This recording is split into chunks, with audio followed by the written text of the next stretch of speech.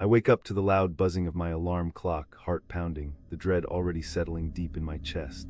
Saturdays are usually my sanctuary, but I promise to pick up some hours at work today. I drag myself out of bed, mechanically follow my ritual, a cup of tea with milk and 3 sugars, toast slathered with butter, the small comfort that keeps the loneliness at bay. The silence is deafening. The television won't even get a signal this morning. No chatter from the news, no mundane reminders about hand washing or masked faces. Just quiet, cracked open like an egg waiting to spill something rotten inside. I live alone in a cramped 1-bedroom flat, no pets to distract me, no warmth except this routine. Yet the hollow inside me aches, craving connection, but today it feels like something darker lurks just beneath out on the street.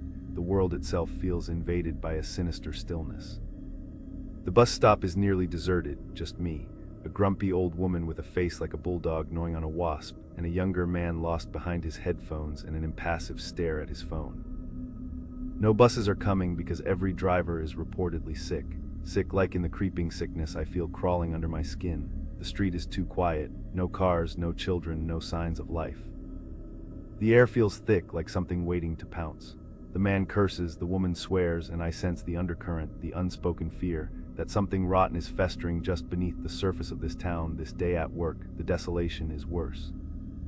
The office building is almost empty, haunted by tired souls shuffled in only because they have no choice. Leslie, our boss, is the kind of man who relishes his little power, with his stories of golf and his new shiny car, oblivious to the grind and desperation around him. The few people here are pale images of themselves, Samantha with her bloodshot eyes and desperate energy, Kathy clutching at her phone, begging for contact with her children, and others trying futilely to find signal on broken phones and dead Wi-Fi. Then the television flickers to life, revealing chaos, riots, soldiers firing on citizens, unexplained carnage, and the news anchors crumble in despair. The government's voice trembles, ordering everyone to stay locked inside. It feels like the sky itself splintered open and poured down terror.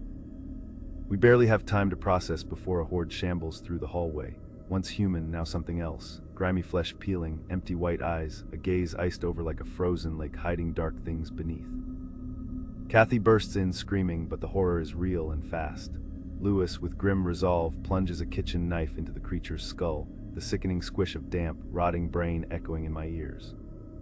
We barricade ourselves in, the office becoming a tomb and a battlefield all at once.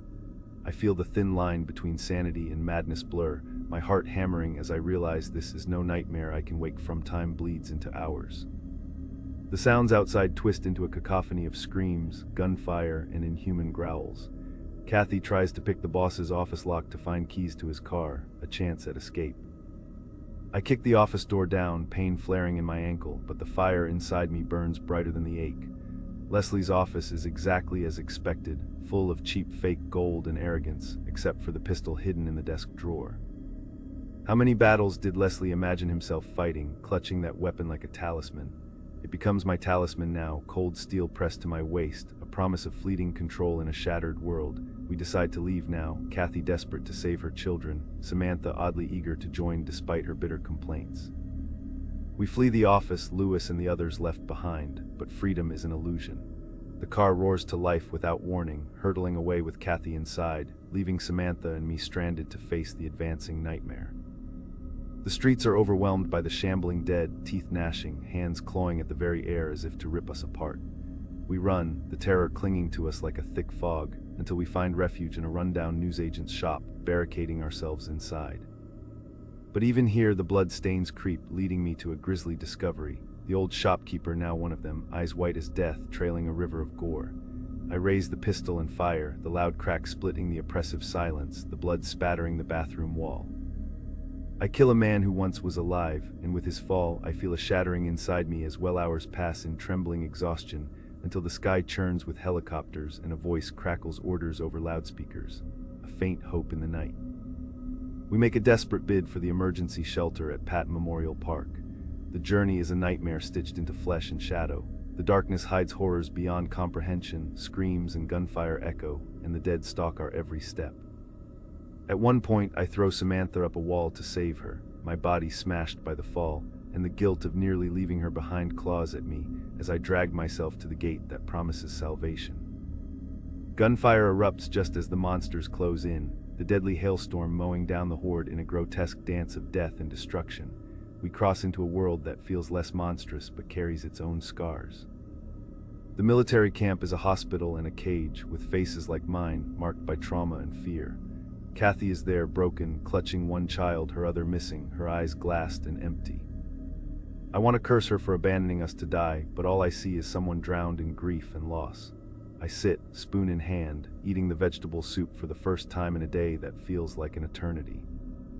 The warmth is fleeting, but not as fleeting as the peace I lost along the way. In the quiet between breaths and nightmares, I know the darkness didn't just come from the dead outside. It has begun to rise within me. Leslie's pistol weighs heavy at my side, not just a weapon, but a symbol of something primal awake in my soul. The horror has not just broken the world, it has cracked me open.